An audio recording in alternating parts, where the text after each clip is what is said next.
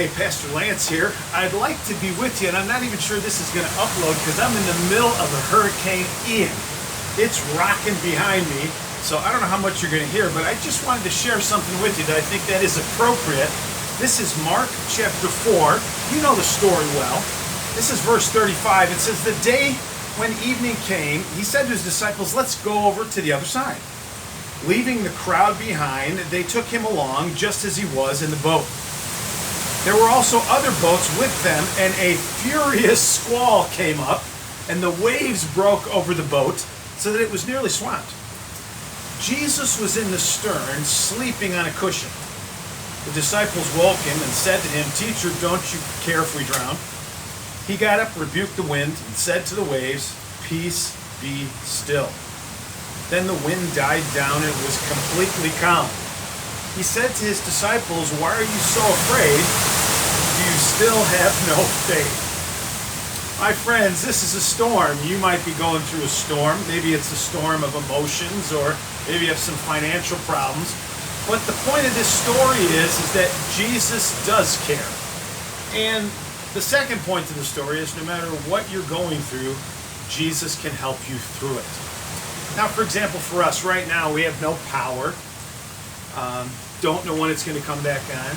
The storm is still about midway through, so we got another couple hours of these high winds. They're about 70 to 80 miles per hour. What do I do? How do I get through it? Is my faith in this nice, secure home that my sister has?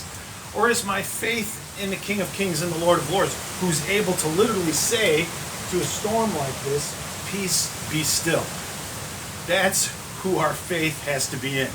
So we keep praying, we keep trusting, and we always have hope because of stories like this. Now, the interesting part in the story is that at the end of it, the disciples were terrified, and they asked each other, "Who is this that even the wind and the waves obey him?" Interesting that they would be terrified by this wonderful display of power, but I don't think they quite yet had connected all the dots to understand exactly who Jesus was. We have an advantage over them because we have all these stories.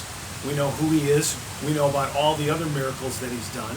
And those things combined together gives us faith and hope even in the midst of a real storm. Now, I don't know what's going to happen here. It's supposed to get a little bit stronger before the night's done.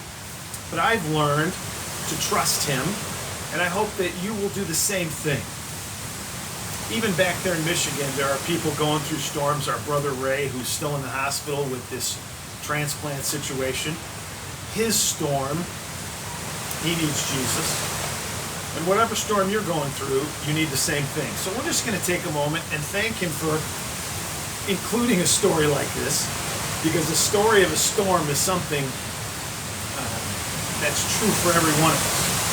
And so we're going to take a moment and pray for Ray, pray for anybody else that might be going through difficulties, and then continue to pray that God will protect us and carry us through all of these things.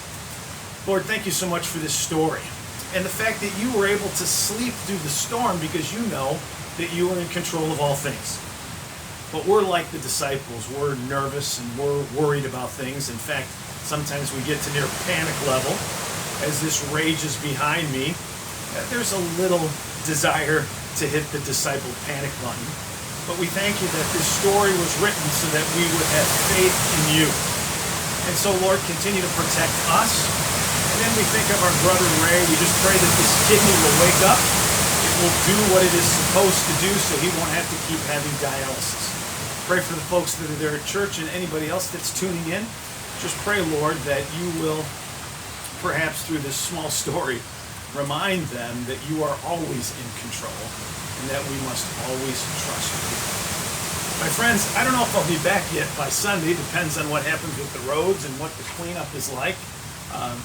But regardless, hopefully by Sunday the power will be back on, and I'll just preach a sermon from this same spot, maybe with a little less wind.